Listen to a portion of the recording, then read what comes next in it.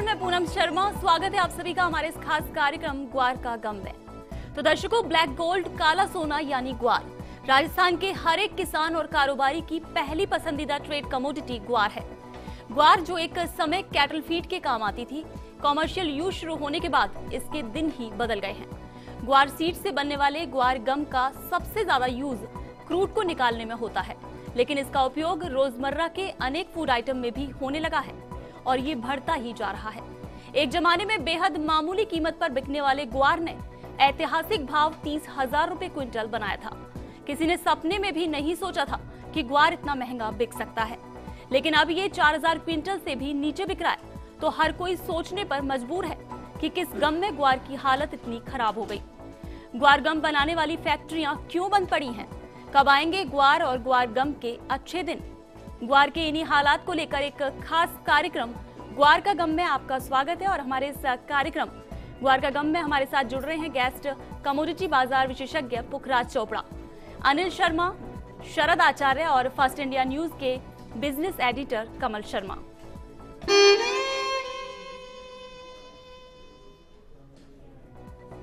तो चलिए अब टेबल के जरिए बताते हैं आपको कि ग्वार की बुवाई इस साल कहां कितनी हुई है। राजस्थान में 39 लाख हेक्टेयर से ज्यादा एरिया में इसकी बुवाई हुई है। हरियाणा में 3.5 लाख और गुजरात में 3 लाख हेक्टेयर के करीब में हुई है।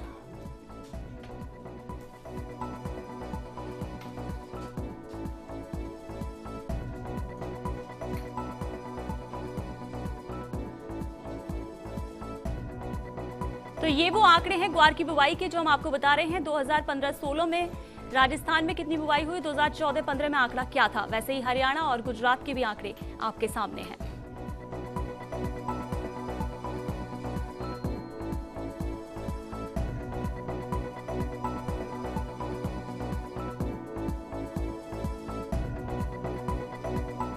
तो चलिए अब स्टूडियो में रुक करते हैं और पहला सवाल हमारा स्टूडियो में पधारे गेस्ट पुखराज चोपड़ा जी से है। जी पुखराज जी, ग्वार के दाम जो है एकदम 4,000 से नीचे आ गए हैं, तो किन कारणों से ये ऊपर नहीं उठ पा रहा है ग्वार?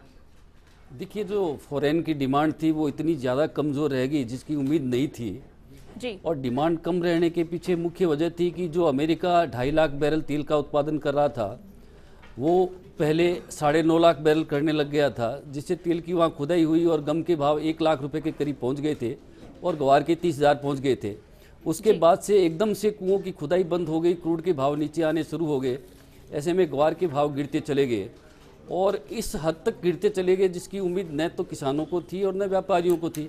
अब जब तक डिमांड निकल के नहीं आती है तब तक ऐसा लगता है कि ग्वार का उठना बहुत मुश्किल हो गया है। जहाँ तक इस फसल की बात करें, इस फसल में जिस तरह रियल इस्टेट में लोग आते हैं इन्वेस्ट करने के लिए, उसी तरह से ग्वार में इन्वेस्टर आएंगे, तभी इसके भावों पे कुछ लगाम लग पाएगी और ये घटते हुए भाव इसके रुकेंगे। ये पुखराज जी, मैं पूछना चाहता था कि ग्वार से किसानों ट्रेडरों का मोह कम क्यों नहीं होता जबकि इसके भाव बहुत काफ़ी नीचे हैं इस समय? देखिए, पश्चिमी राजस्थान की हमेशा से ये काला सोना, जैसे आप कह रहे हैं, ये काला सोना रहा है।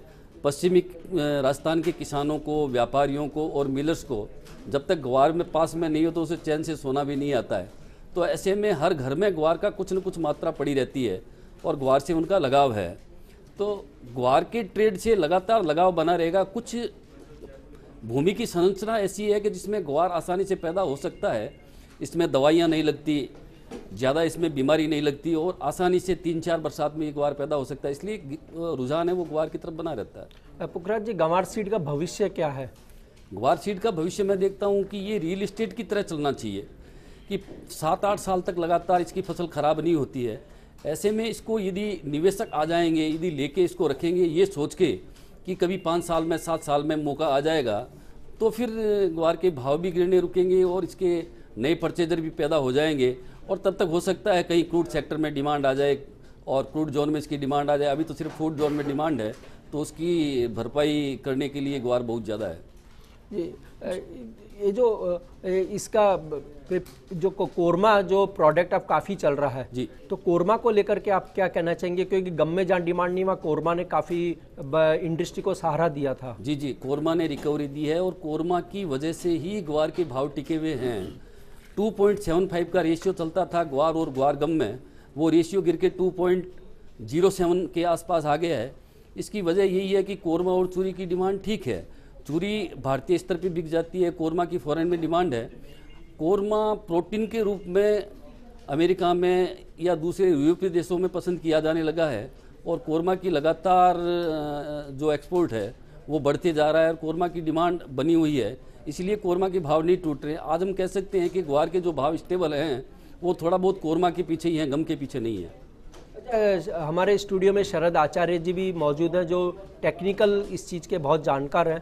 शरद जी, मेरा आपसे प्रश्न ये है कि गंवार सीड निकट भविष्य में किस स्तर पर रह सकता है, क्योंकि हर एक के मन में यही प्रश्न उठता है कि गंवार का क्या होगा भविष्य भावों को लेकर के। ग्वार सीड के अंदर एक्चुअली कुछ रेजिस्टेंस ऐसे हैं, अगर उस रेजिस्टेंस के ऊपर ग्वार सीड रहता है तो आने वाले समय में ग्वार का भविष्य हम अच्छा देख सकते हैं। आज जैसे हमने बाजार में देखा कि ग्वार काफ़ी नीचे ट्रेड किया ग्वार ने, उसका एक बड़ा कारण तो जैसा कि पुखराज जी ने बताया कि अभी एक्सपोर्ट की डिमांड काफ़ी कम है। साथ में आज जैसे अभी जो आसपास की मंडियाँ उसमें आवक भी काफ़ी अच्छी हो रही है, तो अच्छी आवक के कारण भी अभी बाजार जो है वो नरमी की ओर है।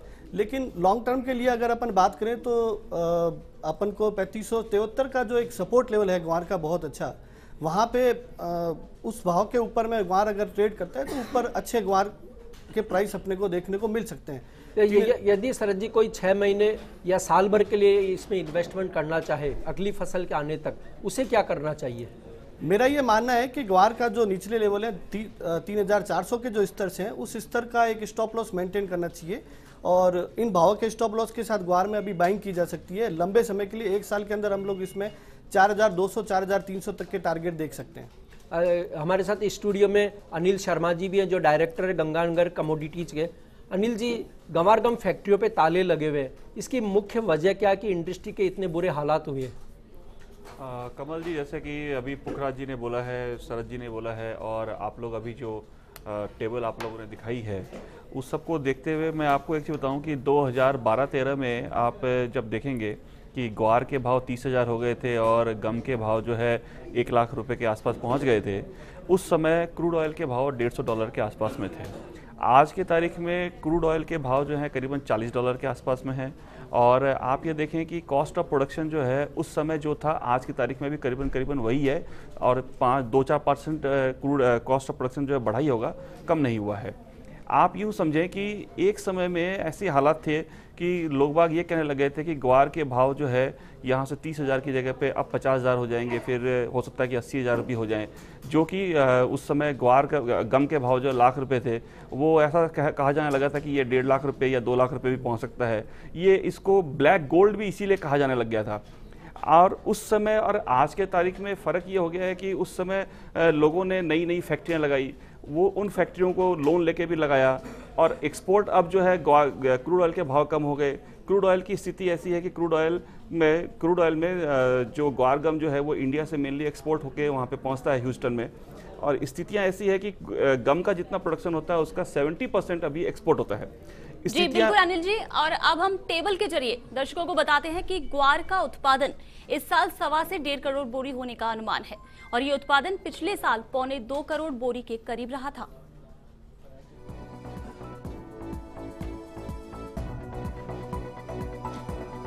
तो ये वो आंकड़े हैं ग्वार सीड के उत्पादन के, जो वर्ष 2011-12 से लेकर वर्ष 2015-16 तक के उत्पादन के आंकड़े हैं आपके सामने।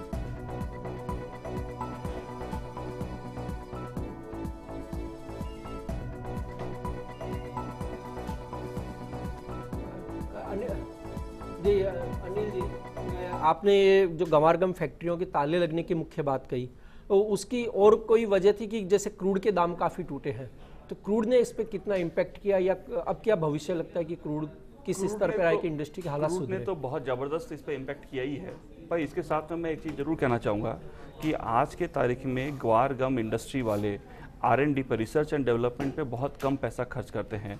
नई नई दिशाओं में जिस पे कि गम का यूटिलाइजेशन हो सकता है उसकी तरफ ध्यान बहुत कम दिया गया है।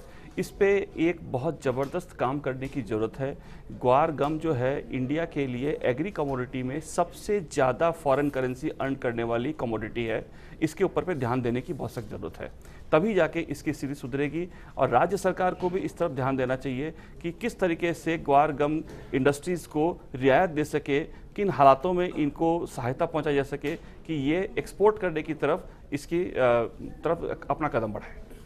पुखराज जी, आपसे अगला सवाल है कि जो इस साल फसल जो पैदा हुई वो क्या डोमेस्टिक और एक्सपोर्ट डिमांड को पूरी करने के लिए पर्याप्त है या उसकी स्थिति क्या रही?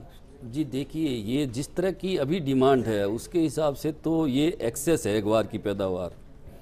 पर यदि वही पुरानी लोट आए, जैसे 7 लाख टन का निर्यात हो गम का, तो ये ग्वार सोल्ट पड़ेगा। बाकी अभी उम्मीद की जा रही है कि ये 3-3.5 लाख टन के आसपास ही जाएगा। तो 3-3.5 लाख टन के आसपास जाता है तो ये फसल पर्याप्त है और स्टॉक भी पड़ा है। इसमें स्टॉक से और निर्यात से ज़्यादा महत्वपूर्ण बात है यहाँ के किसानों की पकड़। आज भी ग्वार का मुख्य हिस्सा जो है उत्पादन का वो किसानों के पास है। जहाँ तक निर्यात की संभावना है, तलाशी जा रही है, इसके और नए कुछ यूज़ निकालने पड़ेंगे, तब कहीं जाके ये ग्वार का निस्तारा हो पाएगा। और निश्चित मानिए आने वाले समय में इसकी खेती बढ़ेगी, जैसा कि हर साल बढ़ती आई है। किन्हीं कारणों से जैसे मानसून कमज़ोर रह गया हो, खेती कमज़ोर रह गई, वो अलग बात है। हेक्टर की बात करें तो 40 लाख हेक्टर के अंदर यदि बिजाई हो रही है ग्वार की, तो निश्चित ये बहुत महत्वपूर्ण है। जी सर, एक सवाल मेरा भी है शरद जी से कि ग्वार गम में प्राइस मूवमेंट जो कि टेक्निकल स्तर पर मूव करते हुए दिख रहा है, आप उसे किस तरह से देखते हैं? देखिए, ग्वार गम जो है उसकी डिमांड जो है, ग्वार जैसे कि पुखराज जी ने बताया था, ग्वार सीड से जैसे चूरी और कोरमे की डिमांड आ रही है, लेकिन गम जो है बेसिकली जो गम जो पाउडर गम से बनता है उसकी डिमांड अभी बहुत कमज़ोर है। बेसिकली ये जो पाउडर है ये आपके ड्रिलिंग इंडस्ट्रीज़ के अंदर काम आता है। शरद जी, 1 मिनट मैं आपको यहाँ रोकना चाहूँगा, इसका आंसर आपसे हम लेंगे। इस समय हमारे साथ में रवि केडिया जी हैं जो जय भारत गंवार गम केमिकल भिवानी से हमारे साथ फोन पर हैं। रवि जी, गंवार गम कार्यक्रम में आपका स्वागत है। जी जी, धन्यवाद जी। रवि जी, हरियाणा में गंवार गम इंडस्ट्री के क्या हालात हैं? देखिए साहब, ग्वार गम इंडस्ट्री के हालात तो ऑल टाइम अगर आप देखें तो सबसे ज्यादा बुरे हैं इस टाइम पे।